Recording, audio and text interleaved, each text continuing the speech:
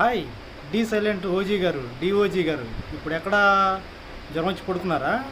Assembly సాక్షిగా మీ అన్నని వాడు ఎవడొచ్చి చెప్తే అక్కడ ఏం రాలేదు అని చెప్పేసి బాలకృష్ణ గారు వ్యంగ్యంగా మాట్లాడారు అసెంబ్లీలో. ఇది కనబడట్లేదా మీకు? సో అఫ్కోర్స్ తను మెంటలిస్ట్ కాబట్టి, తను సైకో కాబట్టి జగన్మోహన్ రెడ్డి గారిని కూడా సైకో అన్నట్లే.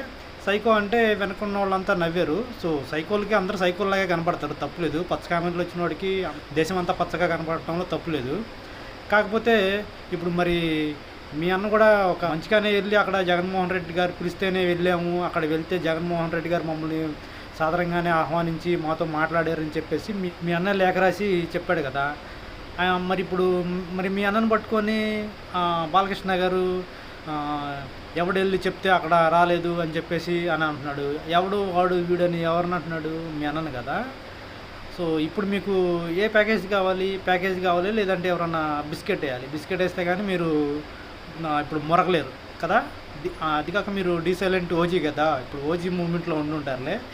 ఎవరన్నా అడిగినా కానీ ఇప్పుడు నేను ఓజీ సక్సెస్ మీట్లో ఉన్నాను, నాకు ఆ విషయం తెలియదని కూడా చెప్పుకోవడానికి బాగుంటుంది. సో అలాగే చెప్పుకొని ఇది కూడా కానిచ్చేసేయండి. ఇంత పెద్ద ఇండస్ట్రీకి మృగరాజు లాంటి మా అన్నయ్య వెళ్ళి అక్కడ నమస్కారం పెడితే కనీసం నమస్కారం చేయలేదు, గేటు దగ్గర దించి నడిపించారు.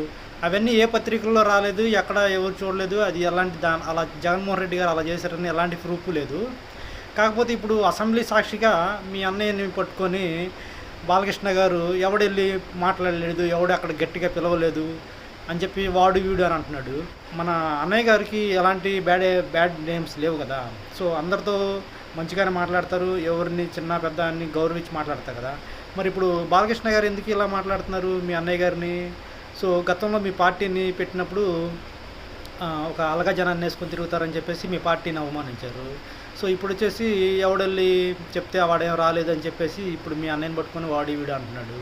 నారా లోకేష్ గారేమో మీ మదర్ని ఎవరినో తిట్టారని చెప్పేసి నారా లోకేష్ గారిని నేను వదిలిపెట్టను అన్నావు. ఇప్పుడు పోయేసి నారా లోకేష్ గారిని మీ తమ్ముడని చెప్పేసి సంకలు వేసుకున్నావు. సో ఇప్పుడేం చేస్తావు? డీ సైలెంట్ ఓజీ కదా నువ్వు.